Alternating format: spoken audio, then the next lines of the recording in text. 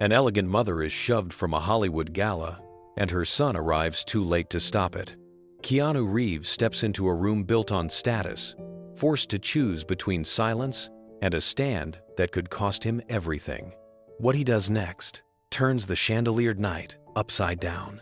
Before we continue this incredible story, let us know where you're watching from. If you enjoy stories like this, subscribe to the channel, because tomorrow we have another inspiring story you won't want to miss. The chandeliers of the Beverly Regent Hotel glowed like floating constellations over a sea of designer gowns and polished tuxedos. Waiters moved gracefully between tables, carrying trays of champagne flutes that shimmered beneath the golden light. It was the annual Los Angeles Film Arts Foundation Gala, the night when Hollywood celebrated itself under the banner of creativity and legacy.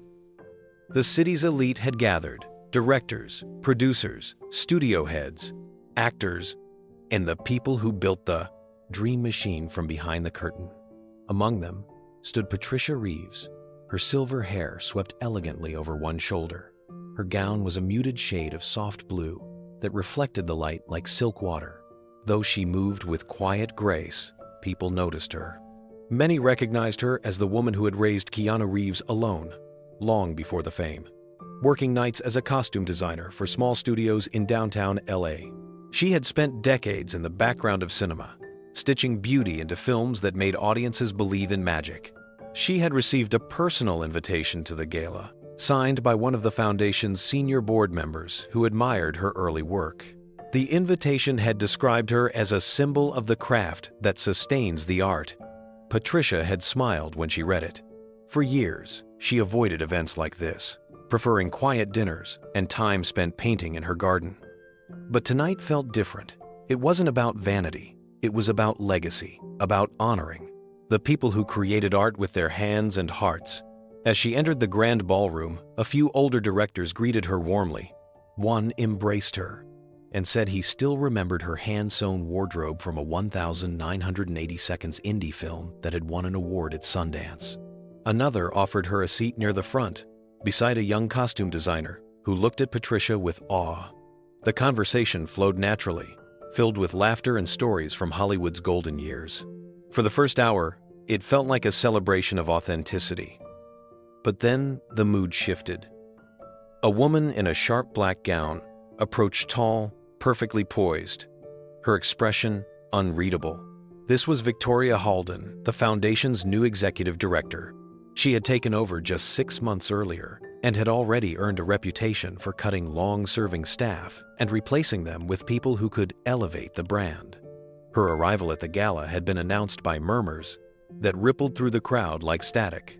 Electricity. When Victoria reached Patricia's table, she smiled, but it wasn't the kind of smile that welcomed. It was thin, mechanical, the kind that looked good in photos, but never reached the eyes. Patricia stood politely and extended her hand. Victoria didn't take it. Instead, she tilted her head and said, "I didn't realize you were joining us tonight." The words hung between them, polite on the surface, but edged with something cold underneath. Patricia's warmth didn't falter. She explained that she had been invited personally, that she was honored to be part of a night celebrating artistic legacy. But Victoria's eyes scanned her like a curator judging a misplaced relic. "Ah," she said softly. "Legacy. Yes, some people do tend to cling to it." The smile remained, but the room suddenly felt colder. Patricia paused for a brief moment, unsure how to respond to the remark. Around her, conversations continued, but the air near their table seemed heavier, like a subtle storm gathering. She offered a gentle smile and said, "Legacy is what keeps art honest." It was a graceful response, humble yet firm, but Victoria's lips curved in a faint smirk. Victoria leaned in slightly, her perfume sharp and deliberate. "Of course," she said. "But we're trying to bring a more modern edge to the foundation now. New partnerships, new aesthetics. You understand how quickly the industry moves." Her tone made the words sound less like a statement and more like a warning. Patricia nodded politely, unwilling to match the hostility. She glanced around the table at the younger artists seated nearby. Many looked uncomfortable, their eyes flicking between the two women.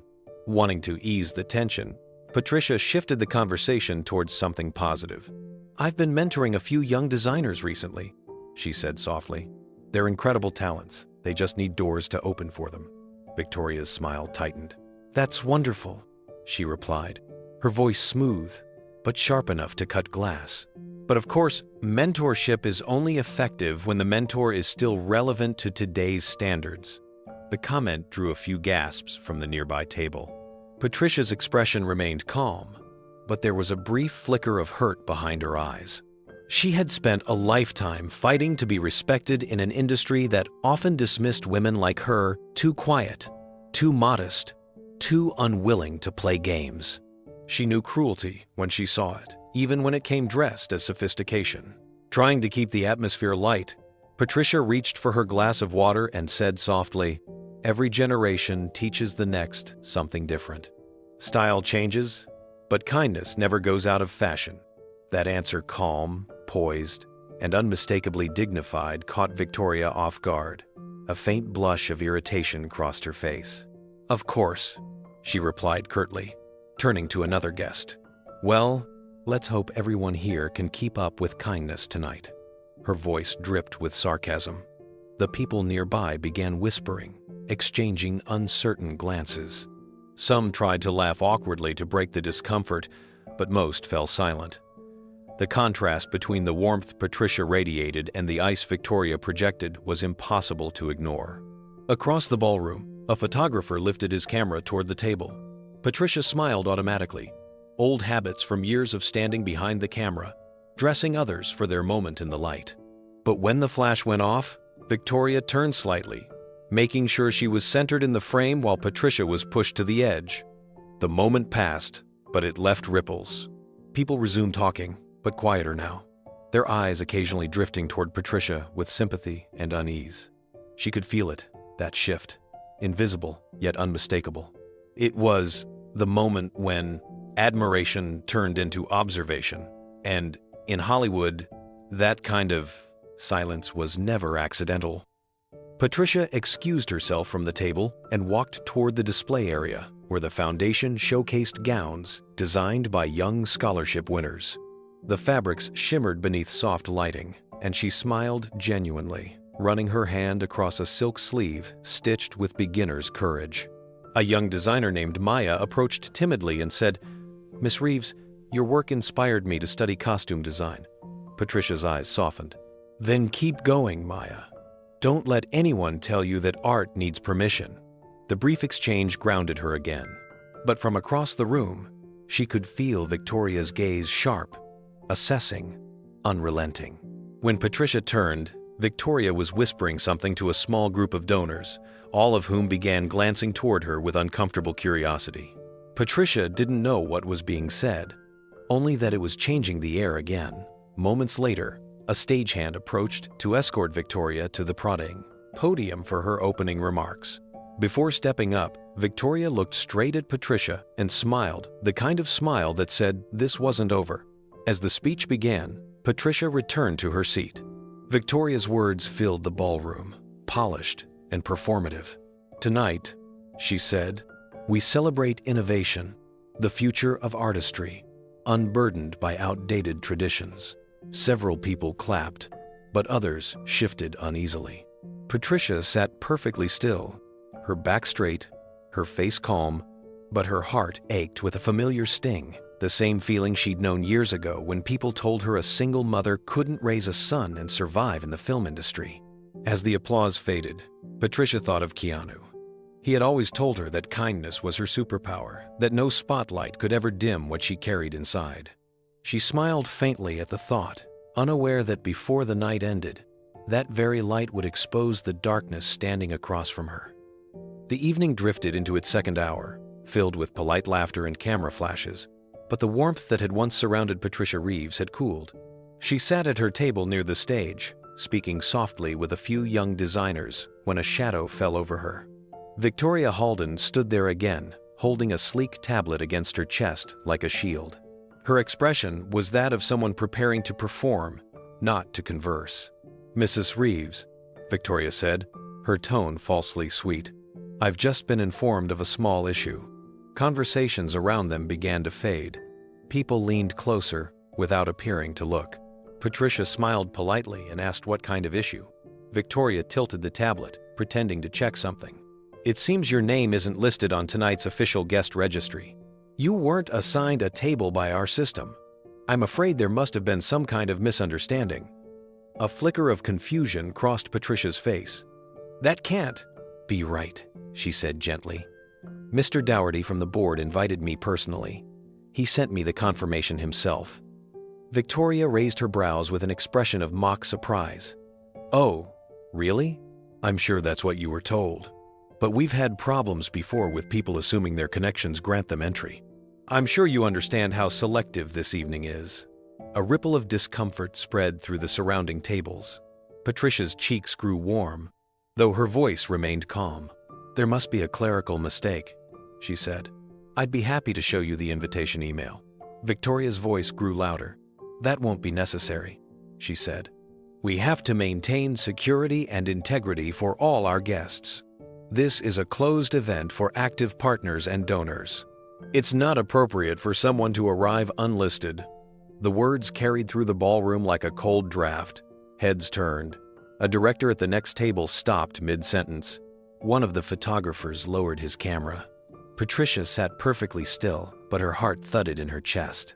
She had lived through decades of quiet prejudice and industry arrogance, but never like this. Never so public, never so deliberate. I assure you, Patricia said, her voice quiet but steady. I came here with respect, not assumption. If you'd like, I can call Mr. Dougherty myself to clear this up. Victoria crossed her arms. That won't be necessary, she said again, sharper now. We've already confirmed our list.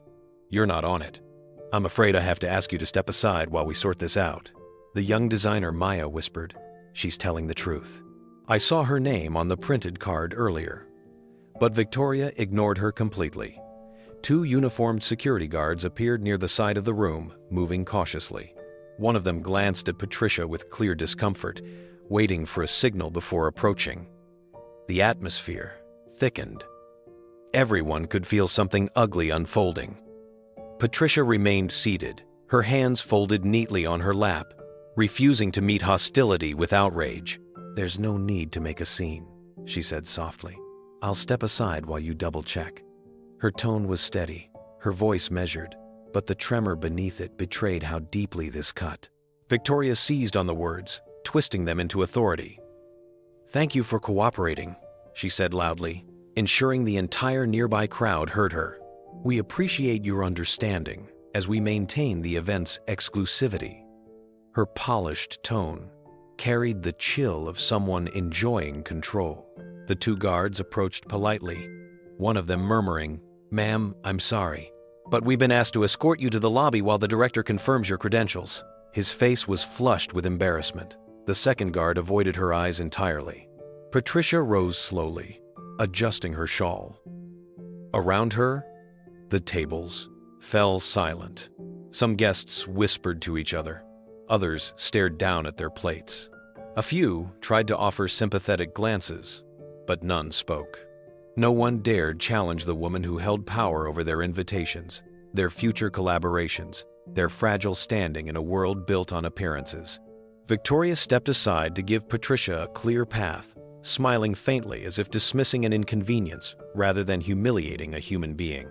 I'm sure it's all a misunderstanding, she said again, feigning patience.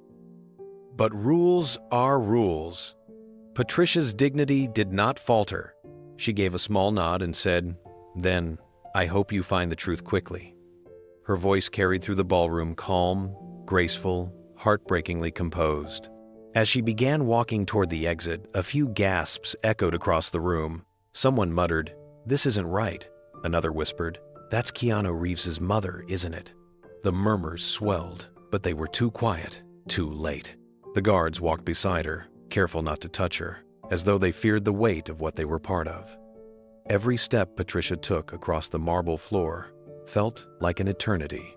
The music from the string quartet resumed awkwardly in the background, a desperate attempt to restore elegance to an evening that had already lost its soul. At the door, Patricia turned once more. Her eyes swept the crowd not in anger, but in quiet disbelief at how many people chose comfort over courage. Then she looked forward again and continued walking until the heavy doors closed behind her, muffling the sound of laughter that rose to fill her absence. Outside, the air was cooler, and the city lights shimmered like distant promises. Patricia stepped under the hotel's grand awning, the sound of traffic humming faintly from Wilshire Boulevard. The guards stopped at the threshold, one of them saying quietly, "I'm really sorry, ma'am. We just follow orders." She gave him a gentle nod. "I know. Thank you for being kind." Her voice carried no anger, only weariness. They exchanged sympathetic looks before returning inside. The valet attendant, a young man in his 20s with kind eyes, recognized her immediately. "Mrs. Reeves? You were supposed to be inside, right?" She forced a small smile. "Not tonight, it seems." He hesitated, visibly torn between duty and outrage. "That's not right," he muttered. "You don't deserve that." She touched his arm lightly. "It's all right, dear. Things like this reveal people's hearts. I'll be fine." She walked a few steps away and sat on a marble bench beneath the glow of the chandeliered entrance. Music drifted faintly through the closed doors, applause, laughter, the clinking of glasses, the sound of a celebration continuing as if nothing had happened. Patricia gazed out toward the street, watching limousines pull up and photographers flash cameras at other arrivals. Her hands trembled slightly. As she reached into her small clutch, pulling out the printed invitation with her name embossed in silver, she traced the lettering with her fingertip, as if reminding herself that she hadn't imagined it. For a moment, her composure cracked, not from embarrassment, but from a deeper sadness that after a lifetime of quiet service and perseverance, she could still be dismissed with such cruelty. Yet even then, she refused to cry. She inhaled slowly, grounding herself in the cool night air. A breeze swept past, carrying faint laughter from inside. Patricia whispered softly to herself, "Dignity is the only thing they can't take." She folded the invitation carefully and placed it back in her clutch. Her posture straightened again, the same way she'd held herself decades ago when she faced studios that underpaid her, when she stood in grocery lines calculating every dollar while raising a son who dreamed of acting. She didn't know that in less than 20 minutes, Keanu would walk through those same doors, and that the calm she carried now would soon ignite a reckoning that no one in that ballroom would ever forget. 17 minutes after Patricia Reeves was escorted out of the Beverly Regent ballroom, the sound of a low idling motorcycle echoed down the driveway. Keanu Reeves arrived quietly, dressed in a plain black suit, his trademark gray scarf still around his neck from an earlier charity ride for disabled veterans. In one hand, he carried a small bouquet of white lilies, his mother's favorite. He had planned to surprise her, to make her laugh, and take a picture together before the evening grew too formal. He didn't know that inside, the warmth she had carried into the room had already been extinguished. As he stepped through the front entrance, the hotel doorman straightened quickly, recognition flashing across his face. "Good evening, Mr. Reeves," he said, hesitating. "Your mother," she left suddenly. The words came out awkwardly, half apology, half warning. Keanu paused. The bouquet lowered slightly in his hand. "Left?" he asked softly.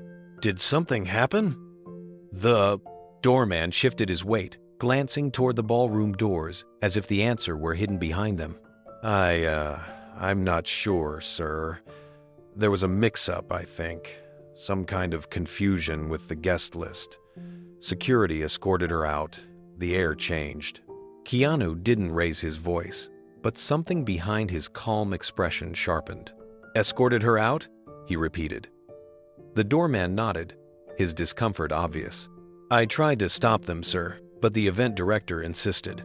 Keanu stood still for several seconds, the lobby noise fading around him until all he could hear was the faint echo of the gala's string quartet behind closed doors. Then he drew in a slow breath and said, "Thank you for telling me." He handed the lilies to the doorman. "Please keep these here for a moment."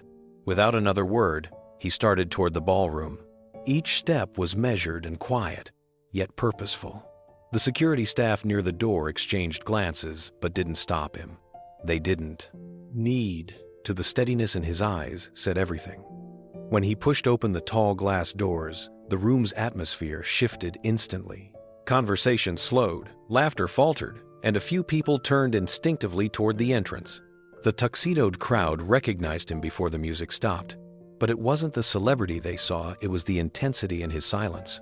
He scanned the room for a flash of silver hair and a soft blue gown. Nothing. Only Victoria Halden standing near the center, surrounded by donors and journalists, her hands moving animatedly as she told some story that had everyone laughing uncomfortably. Keanu's gaze fixed on her, and he began walking forward. The laughter died one beat too late, leaving the sound of his footsteps as the only rhythm left in the room. Victoria noticed the sudden hush before she saw him. Her laughter trailed off as heads began to turn. Keanu Reeves walked between the tables, his movements calm but deliberate, his eyes scanning the faces until they settled on hers. She straightened instinctively, pasting on a smile that didn't reach her eyes. "Mr. Reeves," she said, her voice rising with false excitement. "What an honor to have you join us tonight. We weren't sure you'd make it." He stopped a few feet away. "I'm here," he said simply. "Where's my mother?" The room froze. Even the waiters standing along the walls stopped moving. Victoria's expression flickered for the briefest moment before she recovered. "Oh, Patricia," she said, feigning casualness. "Yes, there was a little confusion earlier this evening. A guest list error. We had to ask a woman to step out while we verified," Keanu interrupted, his tone still even.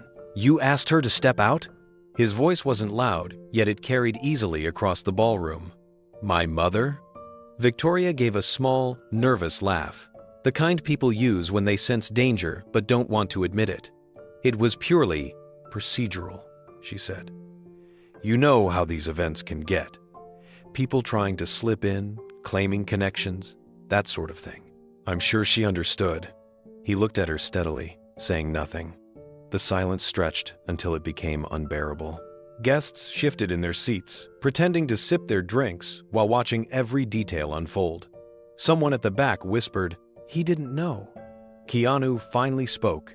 "So you're saying my mother, an invited guest, a retired designer who's given her life to this industry, was mistaken for someone trying to sneak in?"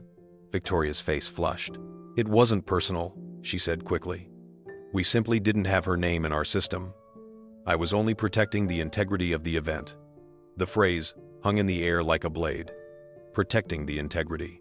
He repeated it quietly, more to himself than to her. "Integrity," he said. "That's what you call what happened." No one dared speak. The room had done, transformed into something sacred and tense, like the breath before a storm. Keanu's stillness made every other movement in the room look nervous and exaggerated. The photographer near the stage lowered his camera, sensing that this was not a moment to capture, it was a moment to witness. Victoria tried to regain control, forcing a polite chuckle. "I can assure you, Mr. Reeves, everything's under control now." He took one slow step forward. "It doesn't look that way from here," he said softly, and every eye in the room followed him as the chandelier light reflected faintly off his dark suit. Victoria tried to regain her poise. "Mr. Reeves," she said with a brittle smile, "I'd be delighted to discuss this privately, perhaps after my speech." Her words were coated in charm, but her voice trembled. Keanu's gaze didn't waver. "No need for speeches," he replied quietly. "Just tell me what happened." The calm in his tone carried more weight than any to shout could. Everyone in the ballroom felt it. One of the board members, seated near the front, shifted uncomfortably and whispered, "He doesn't raise his voice, but he never has to." Victoria attempted a laugh that no one joined. "It was all a misunderstanding," she repeated, her voice thinner now. "We simply had to act quickly."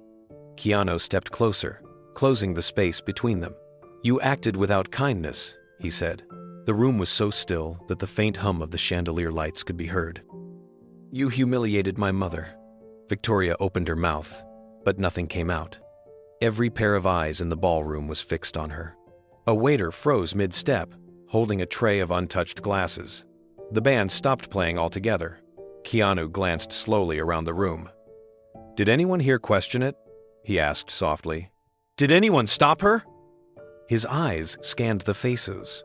Producers, actors, donors, all of them silent.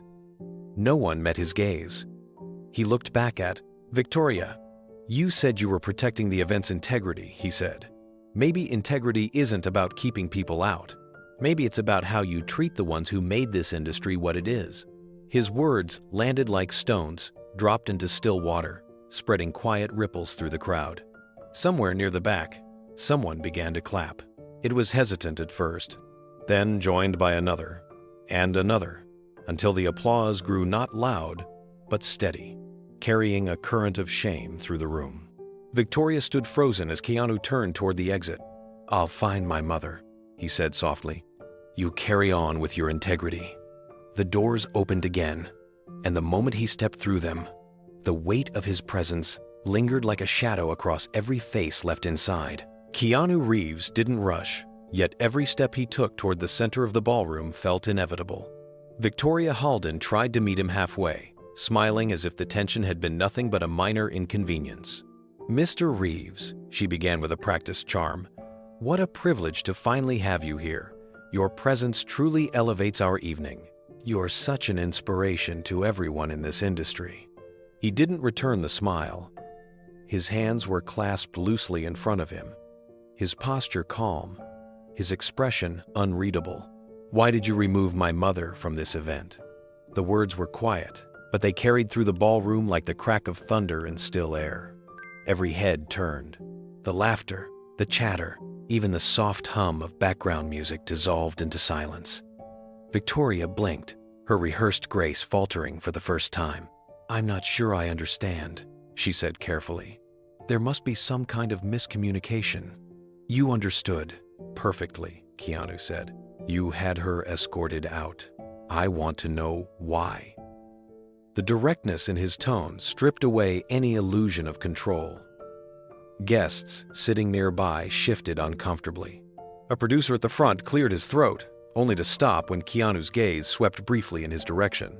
Victoria's face stiffened. "It was a security matter," she said, her voice shrinking with each word. "We had a discrepancy on the guest list, and I had to make a quick call. I assure you, it wasn't personal." Keanu took a slow step closer. "My mother was an invited guest," he said evenly. "She received a formal invitation, printed with her name, signed by your own board. I saw it myself." Her lips parted, but no words came. Around them, the guests held their breath. Keanu didn't raise his voice. He didn't need to. The steadiness of it carried more force than anger ever could. "She worked in this industry long before most people in this room had their first audition," he continued softly. "When I was a boy, she would sew costumes in a tiny apartment just to keep the lights on. Her work helped tell stories that people still remember today." The room stayed silent. Even the hotel staff along the walls stopped moving. The chandeliers seemed to hum faintly, catching the reflection of Keanu's dark eyes as he spoke.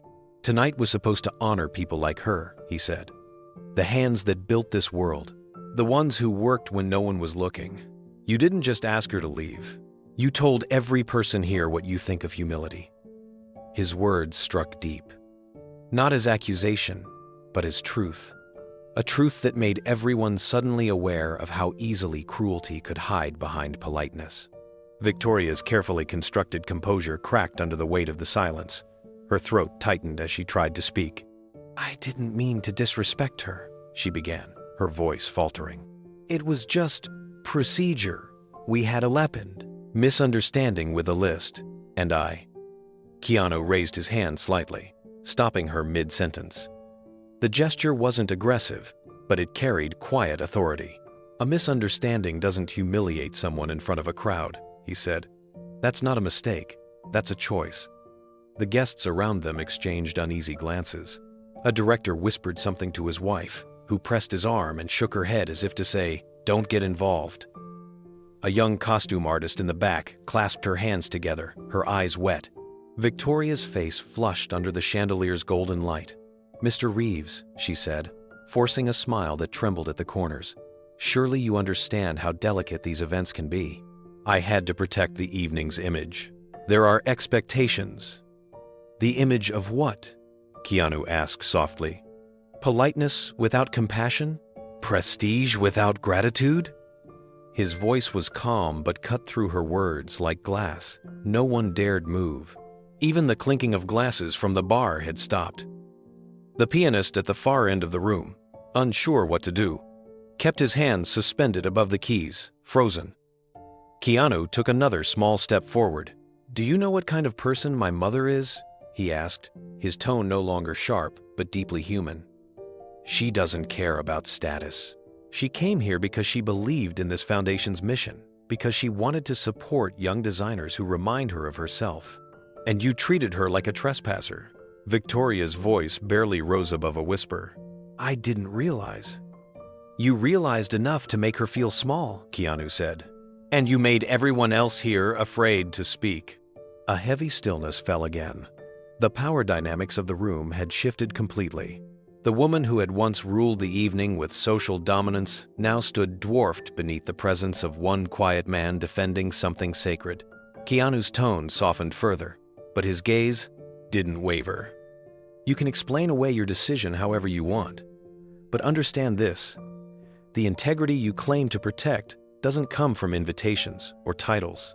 It comes from how you treat people when no one's watching." His words hung in the air like a slow echo, each one sinking deep into the conscience of everyone listening. Even those who had looked away earlier now found themselves meeting his eyes, caught between shame and admiration. Victoria swallowed hard. "Mr. Reeves, please," she said finally, trying to steady her breath. "Let's not turn this into a scene. We're all here to celebrate art." Keanu's expression didn't change. "Art?" he repeated softly. "Art begins with respect. My mother spent her life stitching dreams into the fabric of cinema when no one even knew her name. She worked in dim basements and rented studios, sewing for films that made this city famous. She's part of what we're supposed to be honoring tonight." His work did not. Words didn't come as a performance, but as something remembered, each sentence carrying the weight of childhood memories, late nights, and quiet resilience. The crowd leaned closer, their hearts caught between awe and guilt. "She didn't come here to be recognized," Keanu continued. "She came to support others. That's who she is. But you saw her as someone who didn't belong because she didn't fit your idea of importance." Victoria's breath quickened. Her eyes darted toward the donors, searching for someone to come to her defense, but no one did. They were transfixed, unwilling to interrupt a moment that felt bigger than reputation. Keanu stepped back slightly, his tone now calm, almost gentle. "I've met people who've built empires," he said, "but I've never met anyone with more grace than Patricia Reeves. You don't throw people like her out of a room like this. You honor them."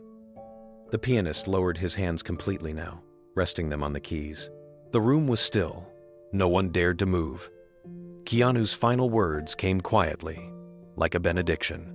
"You can remove someone from a guest list," he said, "but you can't remove their worth." For a long moment, there was only silence. Then a single clap echoed from the far corner, hesitant at first, then joined by others, building until the applause filled every inch of the ballroom. Some clapped out of respect, some out of guilt, others because they couldn't hold back the emotion tightening in their throats. Victoria stood frozen, her polished control slipping away completely. Keanu didn't look at her again.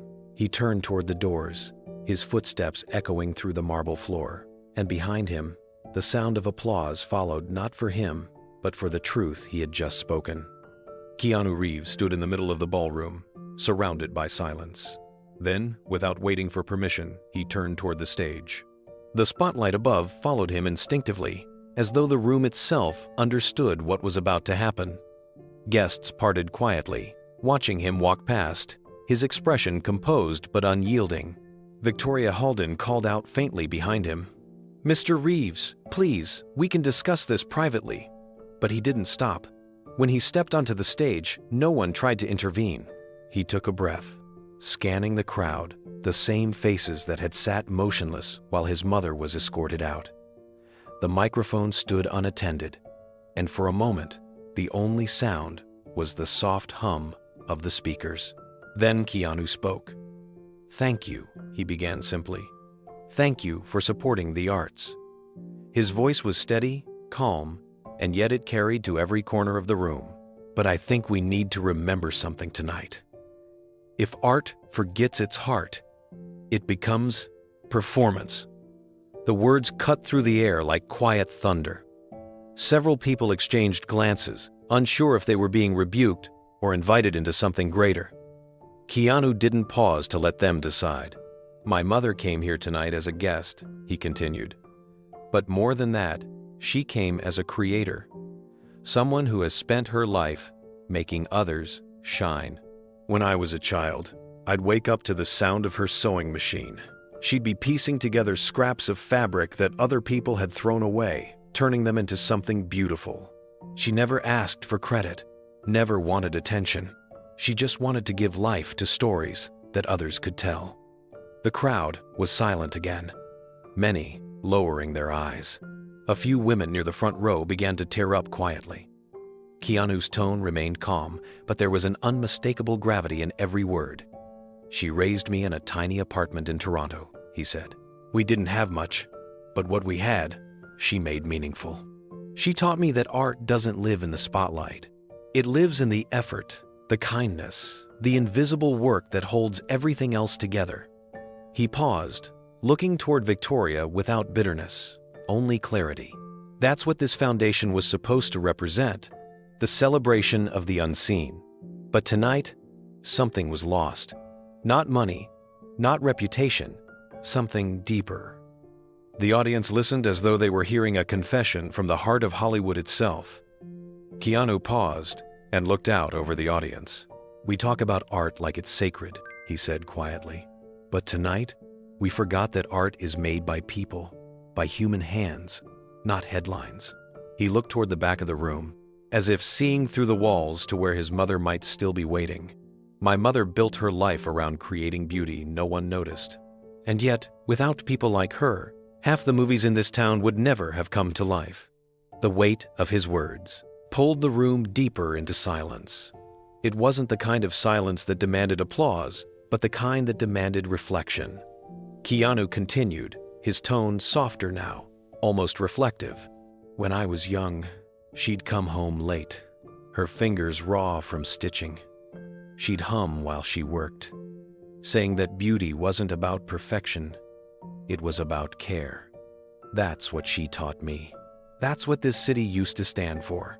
He let his eyes move across the tables filled with producers, investors, and actors. But somewhere along the way, we started mistaking fame for worth. We began worshiping image instead of truth. His hand rested gently on the podium. This foundation was supposed to protect what mattered. But when it cast out a woman who gave decades of her life to this craft, it showed us what happens when power forgets purpose. Victoria Halden shifted uneasily, her flawless confidence now cracked. The donors around her stared straight ahead, not daring to meet her eyes. Keanu continued, his words flowing without anger, but with an unshakable certainty.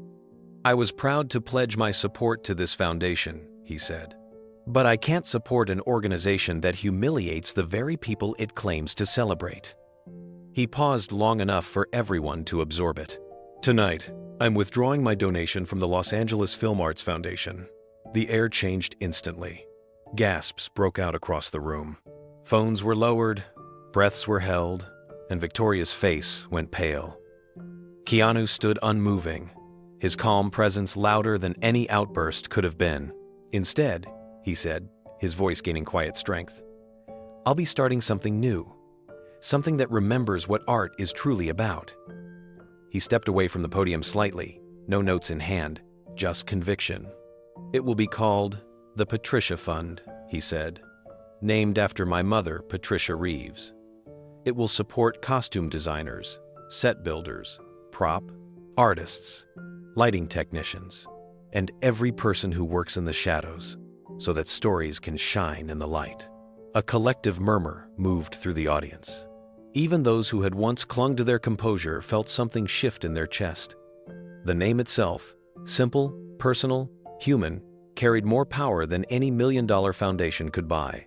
Keanu continued, his tone steady and warm. Hollywood loves to celebrate faces. but it's built on hands. Hands that cut, stitch, hammer, light, polish, and repair. The people whose names never appear in the credits until the end, if at all. Those are the artists this new foundation will serve. He paused for a moment, letting the truth linger before adding, "The Patricia Fund will be fully transparent, fully accessible, and open to every creative who's ever been overlooked. It won't depend on red carpets. It will depend on compassion." The room erupted in whispers. People were pulling out phones, messaging, assistants, taking mental notes of what this moment meant. Some looked toward Victoria, whose face had gone white, her fingers trembling against the stem of her glass. She tried to smile, but the mask wouldn't hold. Keanu looked around once more, his voice low but clear. "This isn't revenge," he said. "It's realignment. Art isn't a competition. It's a calling. Tonight proved that kindness and integrity are not luxuries. They're the foundation of everything that lasts." He gave a small nod toward the crowd, a quiet sign of respect. "Thank you to everyone who still believes that dignity is worth protecting. My mother taught me that art begins where ego ends. I think it's time we remember that." No one clapped immediately. The silence that followed was heavier than applause, a silence of reckoning. Then, one by one, people began to rise to their feet. The applause grew slowly, reverently, until the sound filled every corner of the ballroom. Victoria Halden remained seated, frozen in her chair, as Keanu walked off the stage, leaving behind a room forever changed. The applause from Keanu's announcement still echoed faintly when the first flashbulb went off. Reporters, who had been waiting quietly at the back for a photo opportunity, suddenly realized they were witnessing something far larger than a celebrity appearance. Phones lifted across the room. The moment was already spilling beyond the ballroom's walls, carried in real time across social feeds and news wires. Keanu didn't flinch. He stood at the edge of the stage, hands clasped in front of him, expression calm, voice steady. "Everyone here tonight has a choice," he said. "You can let cruelty define your art, or you can build something honest." The words landed softly, but their echo reached every corner of the hall. Guests looked at one another, some uneasy, others moved, many unsure what to do. Keanu continued, "If you gave money tonight because you believe in art, I thank you. But if you want that support to reach real creators, the ones who work without recognition, you can redirect your donation to the Patricia Fund. Every single dollar you contribute, I'll match personally." Gasps broke through the room again. Matching every donation was a promise that carried weight far beyond symbolism. Keanu wasn't offering anger, he was offering partnership. A young actor near the front stood slowly, his voice trembling as he said, "Count me in." The sound of his chair scraping across the marble floor cut through the silence. Then, a veteran producer, gray-haired and cautious, stood beside him. "Me too," he said. The ripple spread. One after another sound people, costume designers, actors, and donors who had built their reputations on compassion rather than competition. The silence shattered completely when the applause began again, not hesitant this time, but deliberate, powerful, united. The ballroom that had once been a stage for vanity had become a place of transformation.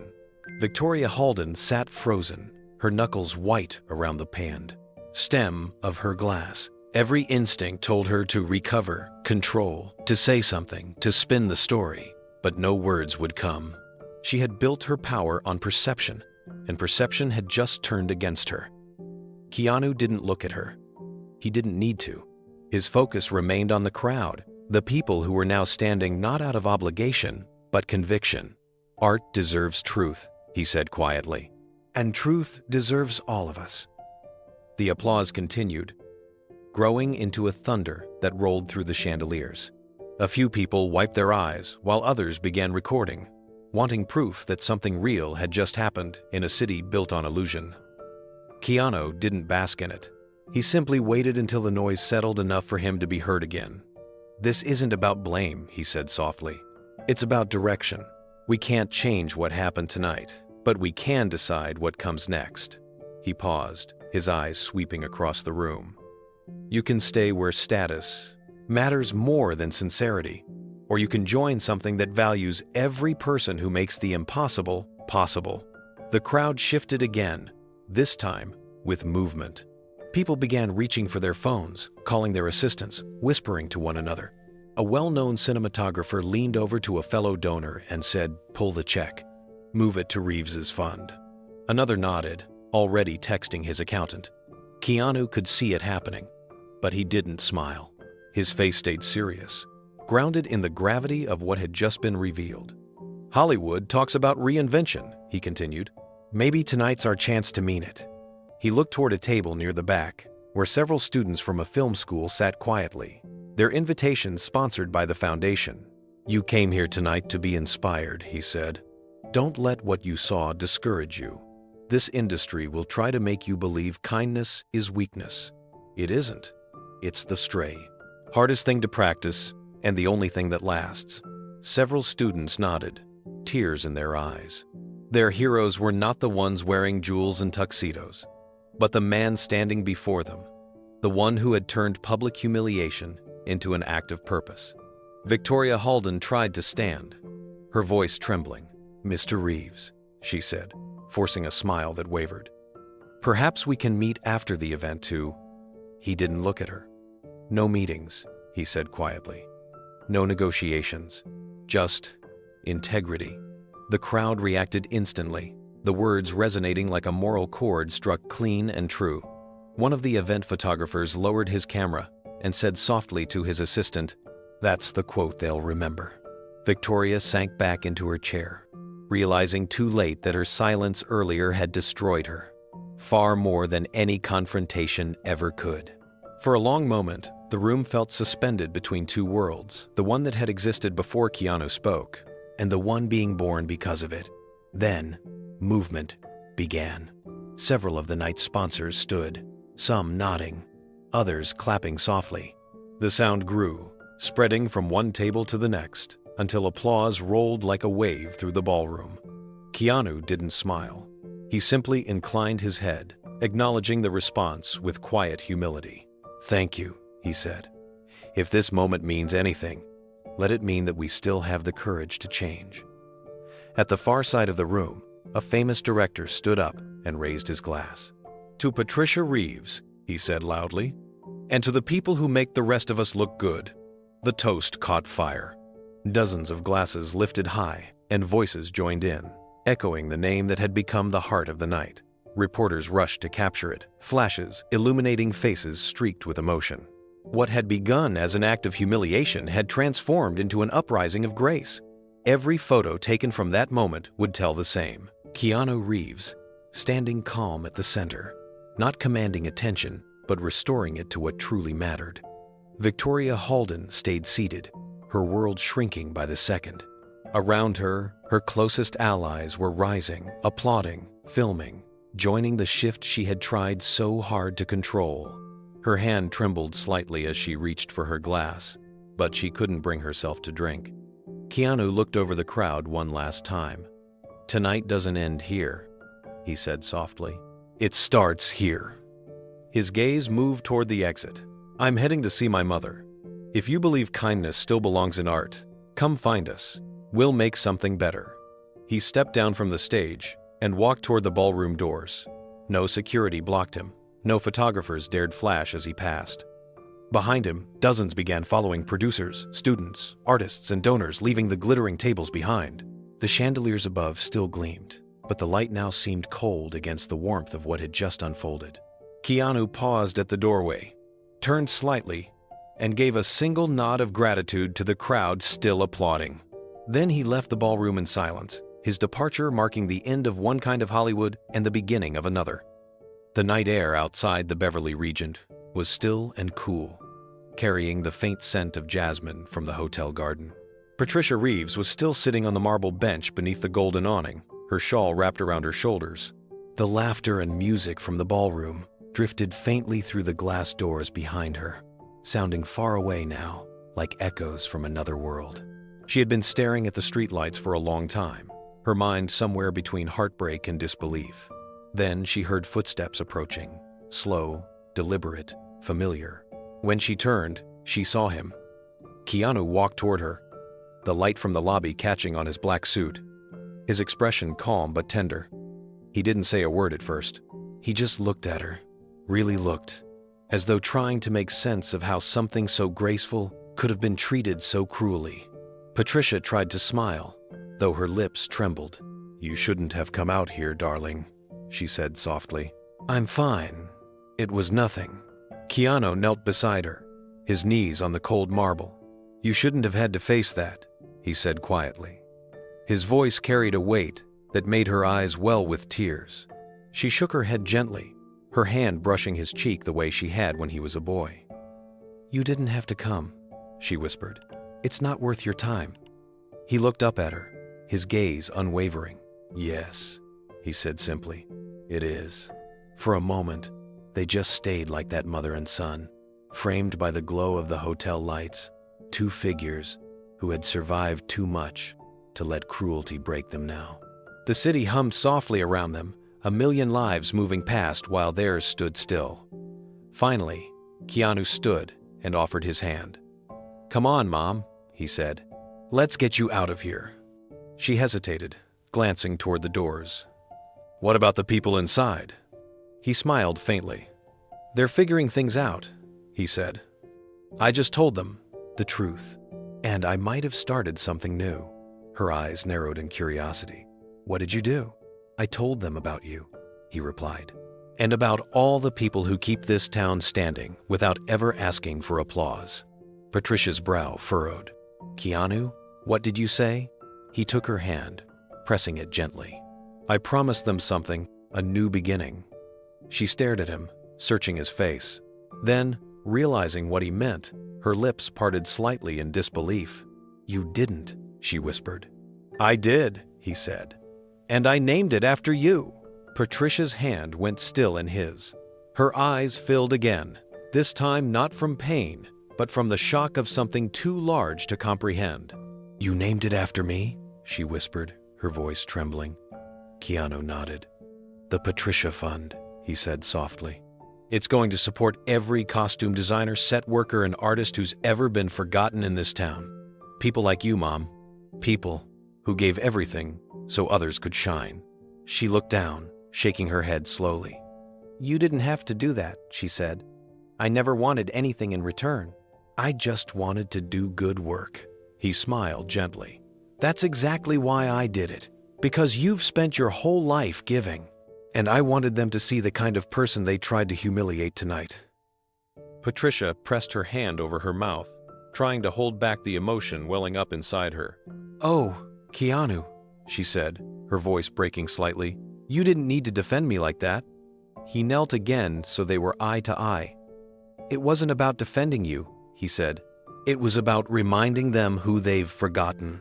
The ones who make everything possible, but never get thanked." For a moment, neither of them spoke.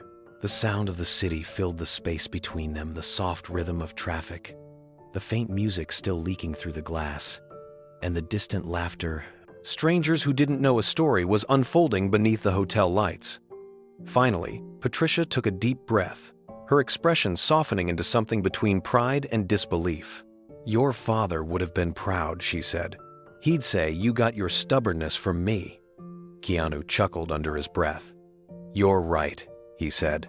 "You taught me to fight for what matters." She reached up, brushing a stray lock of hair from his forehead, her fingers trembling as they touched his face.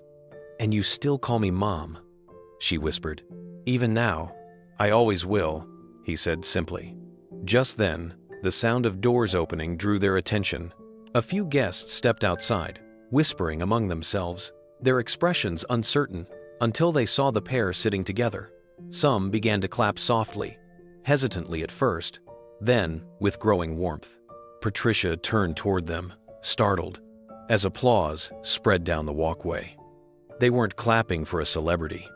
They were clapping for her. Patricia's lips parted slightly, unsure whether to smile or cry. The applause echoed softly under the hotel's awning, carried by people who had followed Keanu out from the ballroom. Some were young filmmakers, others seasoned producers, but none were looking for publicity. They stood there quietly, moved by what they had seen, by the humility of a son and the quiet strength of a mother who had faced the night's cruelty with grace. Keanu helped Patricia to her feet. "They're here for you," he said gently. She blinked through her tears. "For me?" He nodded. "You showed them what dignity looks like when everything else falls apart."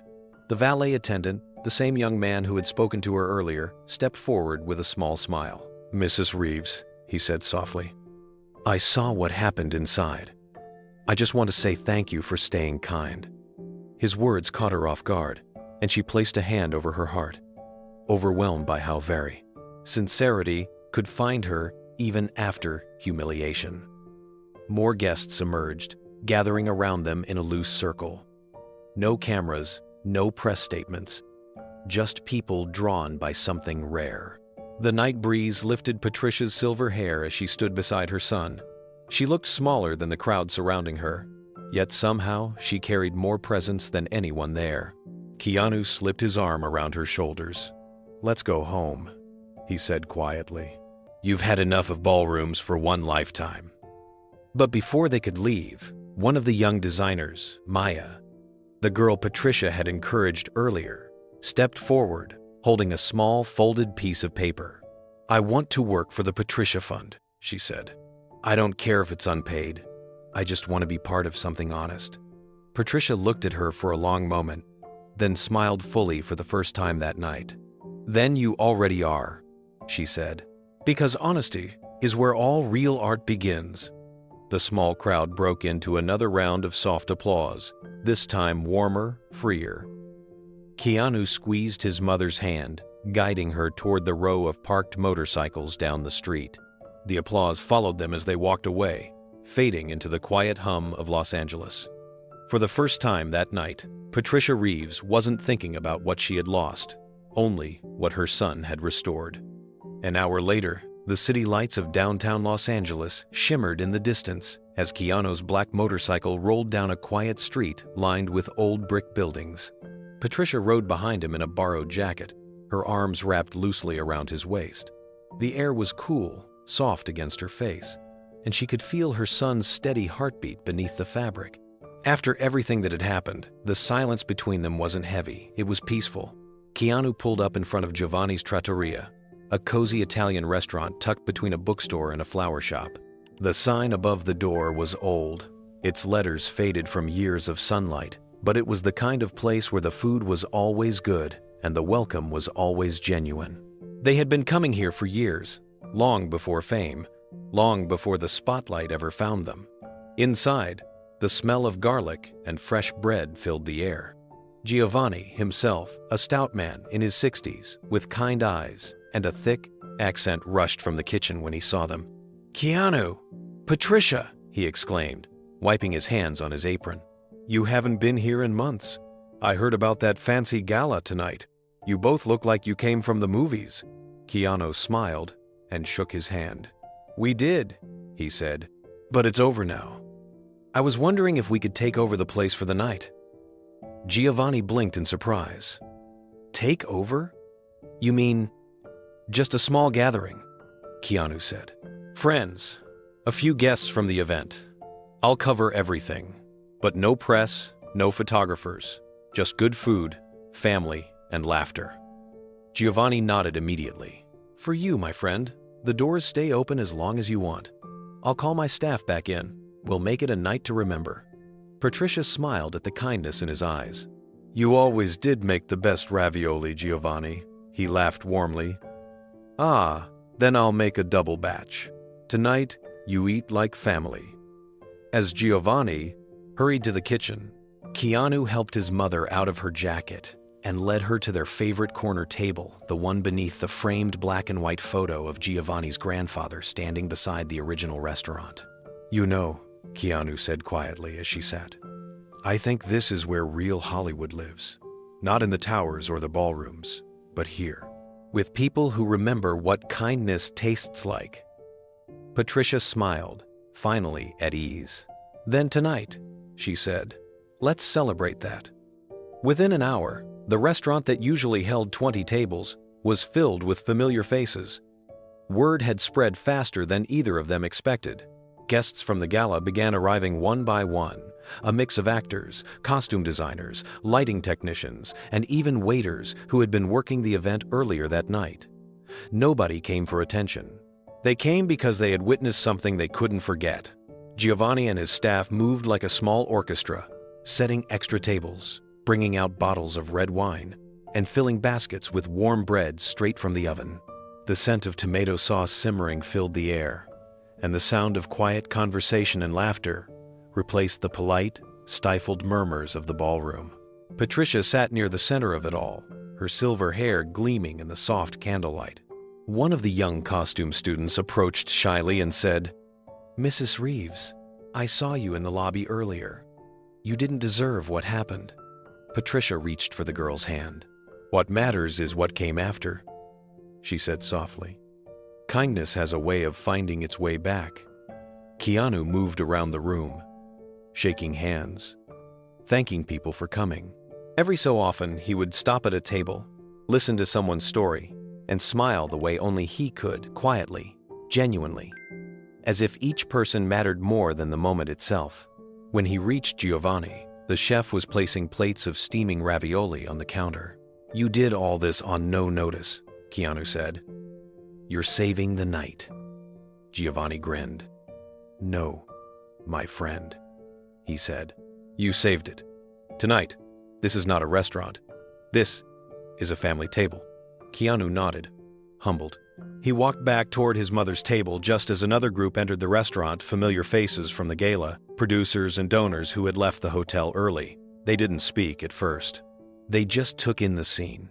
The laughter, the warmth, the music, playing softly from the old radio in the corner.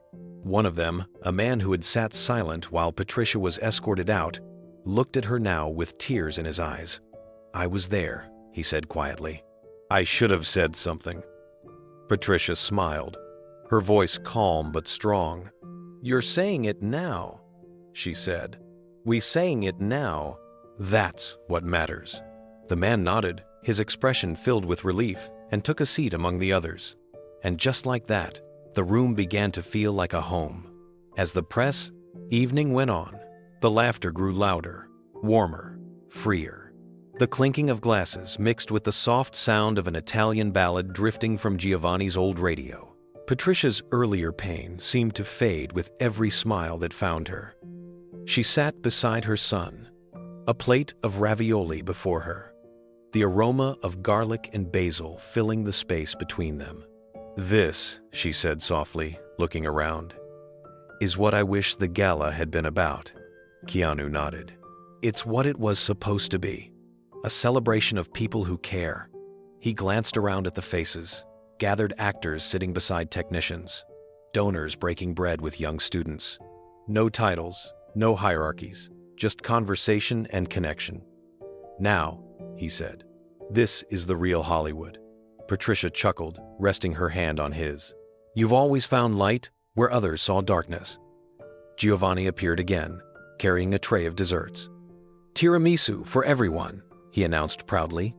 The guests cheered as he placed plates around the tables. "You've brought life back to my restaurant, Keanu," he said. "You remind people that fame isn't flavor, kindness is." Keanu smiled and clapped him on the shoulder. "Then tonight, let's serve kindness by the plate." People began sharing stories not of their successes, but of the people who had helped them along the way. One designer talked about a janitor who had stayed late every night to let her finish her work. A camera assistant told how Patricia once loaned him money when he couldn't pay rent. A makeup artist admitted that Keanu had once waited 2 hours just to thank her properly after a shoot. Each story deepened the warmth of the evening. It wasn't about pity or grand gestures. It was about remembering what humanity looked like when no one was performing. As midnight approached, Keanu stood and raised his glass. "To my mother," he said, his voice steady. "To the woman who taught me that dignity isn't inherited, it's earned, and it's shared. And to everyone here who still believes in decency, may this be the beginning of something better." The guests raised their glasses, their faces lit by candlelight, and the clinking echoed like music. Patricia smiled through tears, her heart full. For the first time that night, she didn't feel like a guest pushed out of the world she'd helped build. She felt like the heart of it. And in that little restaurant, surrounded by people who finally understood the real celebration had finally begun. The next morning, Los Angeles woke to a different kind of headline. Every major outlet carried it in bold type across their digital banners. Keanu Reeves walks out of gala after mother humiliated. The photo that accompanied it showed him leading Patricia out of the Beverly Regent, her silver hair glinting under the awning lights, his hand steady on her arm. Public reaction was immediate. Comment sections flooded with outrage.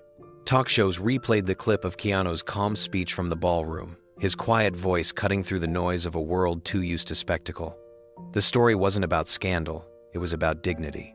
By noon, Patricia's phone was buzzing nonstop.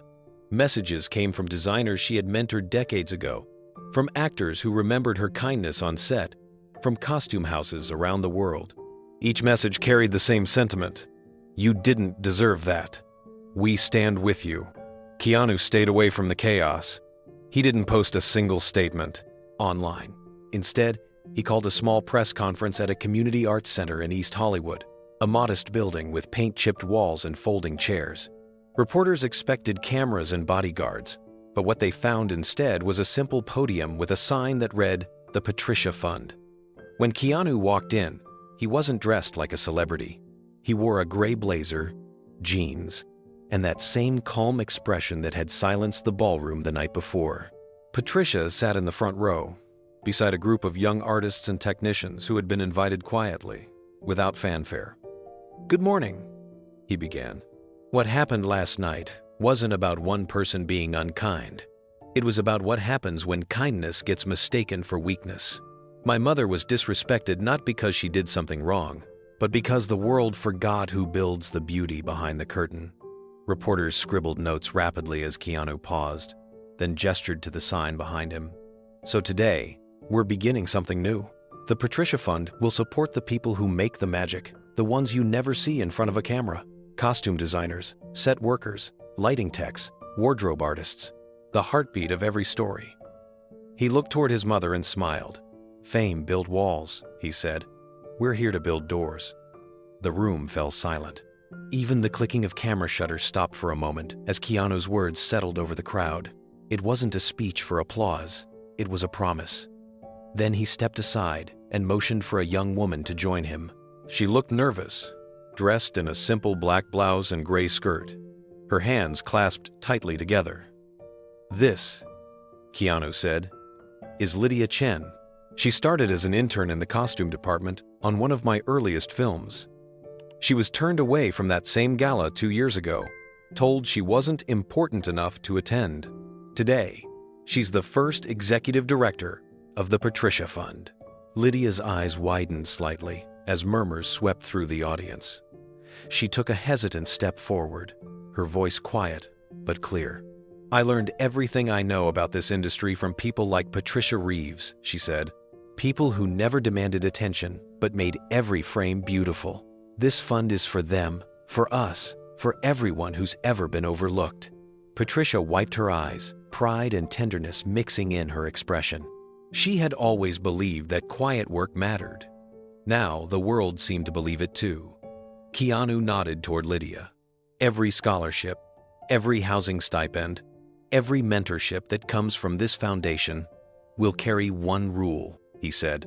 "Respect first, because talent grows where respect lives." The reporters began raising their hands, questions flying. One asked, "Mr. Reeves, are you doing this as a reaction to last night? As a form of protest?" Keanu paused. "No," he said calmly. "This isn't about protest. It's about progress.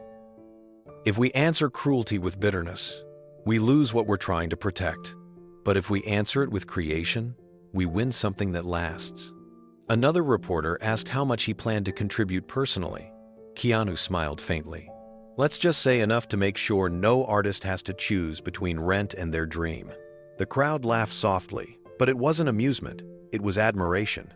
Lydia added, "We already have our first round of supporters." Donations began coming in this morning before the press conference was even announced. People want to believe in something good again. Keanu nodded slowly. Then we'll give them that. He looked down at his mother. We'll make this fund the opposite of what hurt you last night. Open, honest, and kind. Patricia stood, her voice barely above a whisper. You already have, son, she said. As the press conference ended, the small crowd rose in spontaneous applause. There were no spotlights, no velvet ropes, just people clapping for something that felt true. Keanu stepped down from the podium, shaking hands with students and technicians who had come to listen. Reporters followed him outside, shouting more questions. But he didn't stop. He simply said, "Let the work speak," and helped his mother into the car waiting nearby. By the time they reached home, the internet had already exploded with support. Thousands of artists, students, and workers had begun tagging the Patricia Fund in posts about their own stories. The forgotten tailor, the unpaid intern, the night shift set decorator who hadn't seen her name in the credits once in 20 years. Donations poured in from around the world. A-list actors pledged their support publicly, while ordinary fans sent $10 or $20 with handwritten notes that said, "For the people who make movie magic." Within 24 hours, the fund's website crashed from the volume of visitors. By the next week, several major studios had reached out to partner with the initiative, offering costume storage spaces, mentorship programs, and unused sets for educational training. What had begun as a painful public moment had turned into a movement, a shift in how the industry viewed its unseen heroes. Keanu and Patricia watched the coverage quietly from their kitchen table that night. She still seemed stunned by the magnitude of it all. "It's too much," she said softly. "All I ever wanted was for people to treat each other kindly." Keanu looked at her, his voice calm. "That's exactly what this is, Mom. It's kindness multiplied." Later that week, Lydia Chen gathered her new team inside the same small art center where the announcement had taken place. The walls were still bare, but the energy was electric. On one wall hung a framed quote from Keanu's speech, "Fame built walls. We're here to build doors." Beneath it, the team began sketching plans, scholarship criteria, mentorship, partnerships, outreach projects in underserved communities. That phrase became their creed, painted above every workspace they opened. Within months, the Patricia Fund had grown beyond Los Angeles, establishing chapters in New York, Atlanta, and Toronto. Its mission remained simple: to make sure no artist who helped create beauty ever felt invisible again. As Patricia stood in one of the new offices months later, surrounded by racks of donated costumes and young designers buzzing with energy, she finally smiled and said to her son, "Now this feels like a real premiere." And for Keanu, it truly was not a premiere of fame, but of compassion reborn. In the days that followed, the Los Angeles Film Arts Foundation became the center of a storm it could no longer control. What began as whispers at first turned into headlines, then into a full-blown reckoning. Donors who had sat in polite silence during the gala began to pull their funding. Corporate sponsors canceled contracts overnight. Within 72 hours, the foundation's polished website displayed a single statement: "We are reviewing our internal practices." But the review came too late. Screenshots, recordings, and cell phone videos from the night flooded every social platform. The image of Victoria Halden standing before Patricia Reeves, hand raised in dismissal, became the symbol of everything the industry had been pretending not to see. And over every clip, every repost, one line repeated again and again, Keanu's quiet voice echoing through the ballroom: "Art without kindness isn't art." Public response was overwhelming. Former staff members began speaking out, revealing how Victoria had routinely dismissed older designers, belittled assistants, and cut funding for community programs. Within a week, her name became synonymous with vanity and cruelty. Major donors issued public apologies, admitting they had placed trust in the wrong leadership. Inside the foundation's offices, chaos reigned. Employees cleared desks in silence, unsure if they would be paid for the week. The receptionist, who had once greeted Patricia at the gala entrance, turned in her badge with tears in her eyes. "It's not supposed to be like this," she whispered. Victoria tried to maintain control. She issued a statement, insisting the entire situation had been a misunderstanding blown out of proportion. But every attempt to explain only deepened the wound. A leaked email revealed her mocking comments about celebrity theatrics, and her arrogance turned even her few allies against her. By the end of the second week, more than half the 60s staff had resigned. Board members called emergency meetings that ended in shouting matches and walkouts. The gala that had been meant to secure the foundation's reputation had instead destroyed it. The empire Victoria built on appearances was collapsing not from scandal, but from the simple truth that no one trusted her anymore. By the third week, the foundation's elegant glass headquarters looked abandoned. Reporters camped outside, waiting for Victoria Halden to appear, but the tinted doors remained locked. Inside, the grand reception area, once filled with floral arrangements and posters of smiling artists, was now stripped bare. Files had been removed, desks emptied, and the marble lobby echoed with the sound of footsteps that no longer led anywhere. Former board members began issuing individual apologies. One described the gala incident as a mirror held up to our collective hypocrisy. Another publicly admitted that the organization had long favored donors over the same very artists it claimed to support. The story dominated entertainment media for weeks, forcing uncomfortable conversations across Hollywood about elitism, exploitation, and who really built the industry's creative foundation. Victoria tried to fight back. She hired a crisis management firm, filmed a carefully worded video apology, and even attempted to arrange interviews claiming she had been misunderstood. But the footage of her mocking Patricia Reeves could not be undone. Every frame showed the truth of that night. The cold expression, the dismissive hand gesture, and the moment Keanu's quiet question froze her in place. Social media turned the phrase, "art without kindness isn't art," into a rallying cry. Artists began posting it alongside photos of their crews, stylists, and set workers. It appeared on murals in downtown Los Angeles, on t-shirts worn by students at film schools, and even painted across the construction fence of a studio lot. The quote became a message larger than one event. It was a declaration. Victoria's inbox filled with messages, but not the kind she was used to. Former staff members sent emails returning awards she had presented them. Fashion magazines withdrew her name from upcoming features. Invitations to industry events stopped arriving. Within a month, the board formally dissolved the Los Angeles Film Arts Foundation. Its remaining funds were redirected to several community art programs, including the Patricia Fund. When the press release went live, one journalist wrote, "The foundation that once celebrated luxury now funds kindness." Poetic justice has never looked this sincere. In the weeks that followed, Victoria Halden vanished from the spotlight she had once chased so fiercely. Her name disappeared from red carpets and charity luncheons.